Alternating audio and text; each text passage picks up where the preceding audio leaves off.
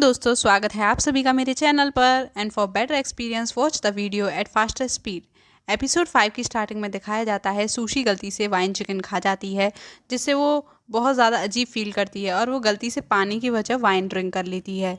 तो जी बीमिंग देखकर कहता है कि देखा ब्रदर शू, आप तो बिल्कुल ठीक हो, तो आपको और पीनी चाहिए, और उसे बहुत सारी वाइन पिला देता है, जिससे कि सुशी बहुत ज़्यादा ड्रंक हो जाती है।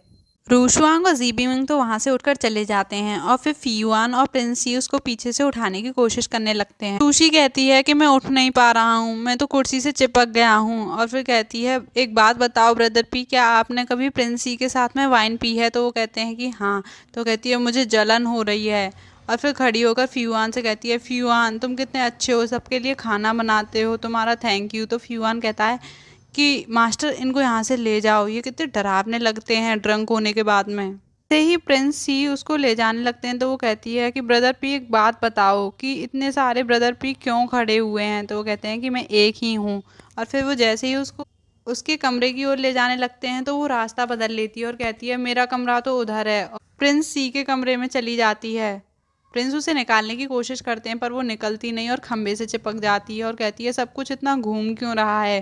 और फिर जाके कहती है मुझे नींद आ रही है और उन्हीं के बेड पर जाकर सो जाती है। प्रिंस कहते हैं ब्रदर शू उठो, ये तुम्हारा बेड नहीं है। तो वो कहती है चुप हो जाओ ब्रदर पी, एक तो मैं तुमसे छोटी हूँ और तुम मुझे फिर भी ब्रदर कहते हो। तो वो कहते हैं तो मैं किस नाम से बुलाऊं, लिटिल शू? तो कहती है हाँ ये ठीक है। और फिर वो उधर ही सोने लगती है और प्रिंस सी के ऊपर सो जाती है।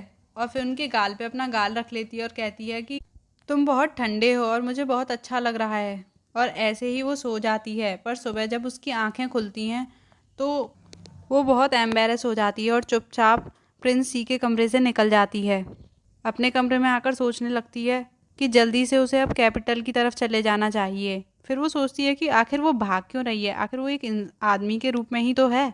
पर उसे सारी पुरानी यादें आने लगती हैं और फिर उसे बहुत ज़्यादा ऑकवर्ड लगता है। वो अपनी फीलिंग्स को डिनाई करते हुए कहती है कि नहीं। रूशवांग और जीबीमिंग बहुत गुस्सा करते हैं कि आखिर ब्रदर शू हमारे साथ ऐसा कैसे कर सकते हैं, हमने साथ में मिलकर केस सॉल्व किया है, हमने उनकी इतनी मदद की है, हम इतने अच्छे दोस्त थे और वो हमें बिना बताए यहाँ से चले गए। तो रूशवांग पूछती है आपको पता है ब्रदर पी कि वो कहाँ गए हैं? तो प्रिंस कहते हैं कि हाँ शायद वो कैपिटल की तरफ चला गया हो। आगे सुशी को दिखाया जाता है जो कि पैदल ही जा रही होती है और वो सब लोग अपने घोड़ों पर जाते हैं।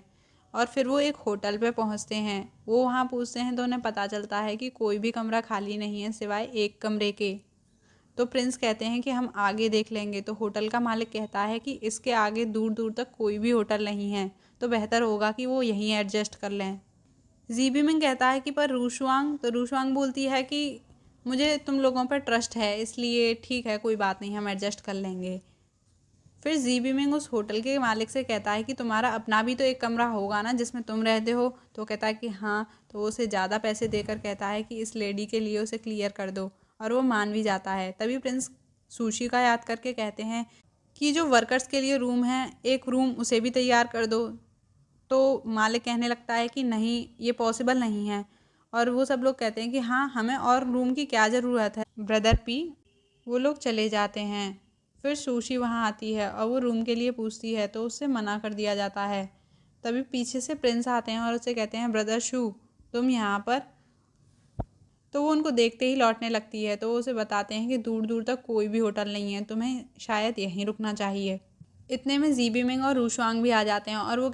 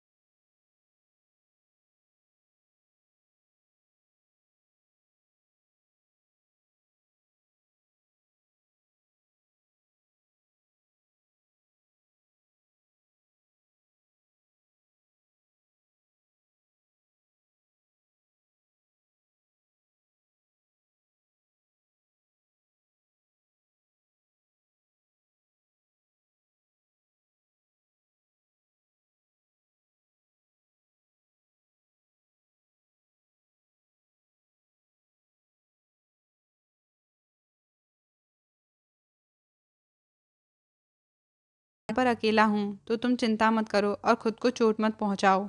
आगे फियुआन एक कबूतर को पकड़ने की कोशिश कर रहा होता है, तभी ज़ीबीमिंग आकर उसे पकड़ लेता है। फियुआन कहता है मैं यंग मास्टर के लिए इसका न्यूट्रिशियस सूप बनाने वाला था। ज़ीबीमिंग कहता है कि पर ये मुझे पहले मिला है। फिर वो अपने पिताजी को लेटर लिखता है और उन्हें बताता है कि हम कैपिटल की तरफ जा रहे हैं क्योंकि रास्ते में डिटेक्टिव शू को बुखार आ गया, इसलिए हम 2-3 दिन लेट हो जाएंगे, और उस लेटर को बांधकर उस कबूतर को उड़ा देता है। इधर सुशी का बुखार खत्म हो जाता है और उसे होश आ जाता है, तो वो रूशवांग और फियुआन को थैंक्स कहने लगती है और इनकन्वीनियंस के लिए सॉरी भी बोलती है। तो रूशवांग कहती है कि नहीं, सॉरी कहने की कोई ज़रूरत नहीं है, आखिर हम सब दोस्त ही तो हैं। वो सब कहते हैं कि आपको तो ब्रदर पी का शुक्रिया करना चाहिए क्योंकि रात भर जागकर उन्होंने ही आपकी देखभाल की है। तो प्रिंस कहते हैं कि लिटिल शू, नहीं ऐसी कोई बात नहीं है। तो जीबी में एकदम सरप्राइज रह जाता है, ये लिटिल शू, ये कैसा नाम है, ये तो काफ़ी ज़्यादा प्यारा सा साउंड कर रहा है। तो तुरंत ही प्रिंस उस बात को बदल देते हैं और वो लोग वहाँ से जाने लगते हैं। जीबी मिंग तो इसी बात के पीछे पड़ गया होता है। रूशवांग कहती है ज़्यादा शोर मत मचाओ, एक तो ब्रदर शू की तबीयत खराब है। तभी फियुआन प्रिंस सी के कान में आकर कुछ कहता है और वो दोनों कैपिटल की तरफ निकल जाते हैं। ये तीनों भी इधर साथ में जाते हैं और सूसी सोचने लगती है क्योंकि कैपिटल इतनी बड़ी है तो मैं उम्मीद करूंगी कि ब्रदर पी से अब मेरी मुलाकात दोबारा ना हो। इधर प्रिंस ही किंग के पास पहुंचते हैं और उन्हें बताते हैं कि डिजास्टर रिलीफ फंड रिकवर हो चुका है। तो किंग पूछते हैं कि क्या कोई क्लू मिला है। तो प्रिंस बताते हैं कि हाँ मिला तो है, लेकिन अभी वेरीफाइड नहीं है, इसलिए मैं आपको नहीं बता सकता, और वहाँ से जाने लगते हैं। तो किंग उनसे कहते हैं ब्रदर रुको, आपको क्या लगता है इतनी जल्दी में मैंने आपको डिजास्टर रिलीफ फंड के बारे में बात करने के लिए बुलाया था? नहीं, जो प्रिंसेस डाउगर हैं, जो कि किंग की माँ हैं और प्रिंस की स्टेप मदर हैं, उन्होंने उनके लिए कंक्यूबाइन का सिलेक्शन किया है और वो चाहती हैं कि वो जल्दी से जल्द शादी कर लें। प्रिंस शादी की बात सुनकर एकदम चुप पड़ जाते हैं और कहते हैं शादी वगैरह से क्या है, अभी तो करियर पे फोकस करने वाला टाइम है। तो किंग कहते हैं कि छोड़ो भी भाई, ऐसी कोई तो होगी जो तुम्हारे दिल में होगी। आगे दिखाया जाता है कि सुशी, रूशवांग और जीबीमिंग कैपिटल पहुंच जाते हैं और जीबीमिंग उनको बाजार के दिखाने लगता है और वो सारी दुकानों के बारे में, अच्छे अच्छे रेस्टोरेंट और डिशेस के बारे में बताने लगता है। तभी उन्हें एक लेडी की आवाज़ आती है। सुशी तुरंत वहां पहुंचती है और उन लोगों को ऐसा करने से रोकती है। तो वो कहते हैं क्या मिंगजिंग ऑफिस, हमें कुछ नहीं पता और तुम भी यहाँ से चली जाओ, और उनको मारने के लिए आगे बढ़ते हैं। तभी जी बीमिंग अपनी मार्शल आर्ट का यूज़ करता है और उन सभी को एक ही बार में